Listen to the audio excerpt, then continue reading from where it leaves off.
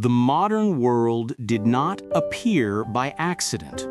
Its laws, its freedoms, its science, its rights, its institutions all grew from a very specific set of values. Values that began in small ancient cities, survived empires, reshaped nations, and eventually transformed the entire planet. This is not the story of countries, not the story of kings. This is the story of values, ideas about truth, freedom, responsibility, and human potential that built the modern world. Number 1, the Greek breakaway. The birth of reason. Before Greece, most civilizations believed the same thing. Truth came from gods, rulers, or tradition. Then Greece broke the pattern. In the open air of Athens, something revolutionary happened. People started questioning the world, questioning leaders, questioning traditions, even questioning their own beliefs. Socrates asked uncomfortable questions. Plato searched for perfect forms. Aristotle studied nature with logic and observation. The Greeks introduced 3 values that changed history: reason, debate, and individual thought. Truth was no longer inherited. Truth had to be discovered. This single shift created philosophy, mathematics, early science, and logic. The Western mind was born from a culture that allowed people to argue, explore, and think freely. Number 2, Rome turns ideas into engines, the power of order. If Greece created ideas, Rome built systems. The Romans didn't ask, what is truth? They asked, what will last? So they built a civilization on predictability, predictable law, predictable rights, predictable contracts, predictable justice.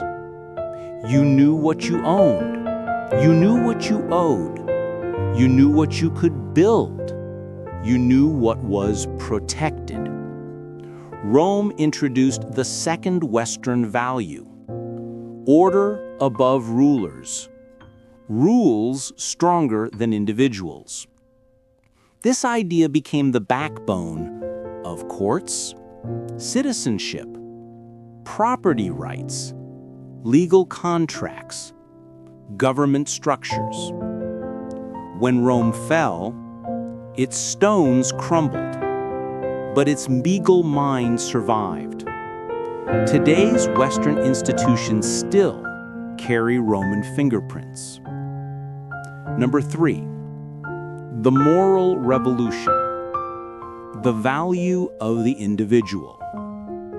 Greece gave reason, Rome gave structure, but something essential was still missing: a moral center. Judeo-Christian thought introduced a radical idea. Every person has dignity. Every life has worth. Every human is morally equal. In a world built on caste, hierarchy, and slavery, this was revolutionary. Moral value no longer depended on birth or status. It came from simply being human. This idea eventually shaped human rights, charity, equality before the law, the protection of the weak, abolition movements. Whether one believes in religion or not, Western morality rests on a profound belief: the individual matters. 4. The medieval transformation. Knowledge survives. The Middle Ages were not the Dark Ages. They were a slow but powerful transformation. Monasteries preserved ancient manuscripts. Cathedrals became centers of learning. And most importantly, the world's first universities appeared. Bologna, Paris, Oxford. These weren't schools. They were intellectual factories. Students studied law, logic, medicine, theology, philosophy. Debate became a structured method. Knowledge became a disciplined pursuit. One more Western value emerged: institutional learning. Knowledge was no longer the property of a few. It became a system that could be passed on, expanded, and refined. 5. The Renaissance. Curiosity returns. After centuries of survival, Europe rediscovered ambition. Artists studied anatomy, geometry, and perspective. Engineers sketched machines far ahead of their time. Thinkers blended science with art and philosophy. Human beings started seeing themselves not as subjects, but as creators. The Renaissance introduced a new Western value: human potential. The belief that individuals can shape reality, create beauty, and redesign the world around them. 6. The Scientific Revolution. Evidence over authority. In the 1500s, everything changed. Copernicus questioned the structure of the universe. Galileo pointed a telescope at the sky and refused to look away. Kepler found the laws behind planetary motion. Newton unified physics with mathematics. Science stopped being philosophy. It became a method. Observe, measure, test, repeat. The Western mind detached truth from tradition and attached it to evidence. A civilization that values evidence inevitably advances in medicine, engineering, physics, and technology. 7. The Enlightenment. Freedom to think. The Enlightenment added another layer: freedom from arbitrary power. Thinkers argued for freedom of speech, freedom of religion, separation of powers, individual rights, consent of the governed, open criticism of authority. Debate wasn't just an intellectual tool, it became a political right. Governments were no longer unquestionable. People became the center of political life. Number 8. Institutions, the West's real secret weapon. Western success did not come from culture alone. It came from institutions. Courts, contracts, property rights, patent systems, universities, credit markets, scientific academies, independent journals, free press, elections, local governments, merit-based bureaucracy. These systems made innovation predictable, made risk safer, made creativity scalable. Where institutions are strong, people can experiment, fail, try again, and improve. Where institutions are weak, innovation dies. Institutions, not individuals, created long-term Western success. Number 9. The culture of questioning, the West's most distinct trait. Most civilizations discourage criticism. The West embraced it. Western civilization promotes something rare. Question everything. Question religion. Question rulers. Question systems. Question science. Question traditions. Question society itself. This culture of criticism created self-correction, reform, adaptation, progress, innovation, resilience. Civilizations that silence criticism collapse. Civilizations that welcome criticism evolve. The West evolved. Number 10. Global synthesis.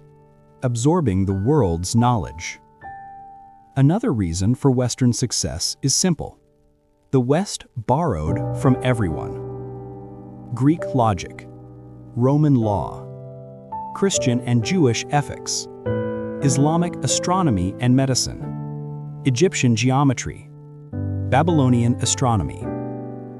The West didn't grow in isolation. It grew by integrating global intelligence and building stronger systems from it. This synthesis made Western civilization a global processor of ideas. Number 11. Modern Western advantages. Today, the West leads in science, engineering, innovation, universities, research centers, patents, technology, media, military systems, and global institutions. Most major scientific and technological breakthroughs of the last 400 years originated in Western institutions. Not because the West is inherently superior, but because its systems reward progress. Number 12. The West is not perfect, but it adapts. Western civilization caused harm too. Colonialism, war, exploitation, inequality. But its greatest strength is adaptability. It reformed slavery, reformed political power, reformed science, reformed religion, reformed economies, reformed civil rights. A civilization built on evolution, not stagnation. Number 13. Final answer. Why the West succeeded.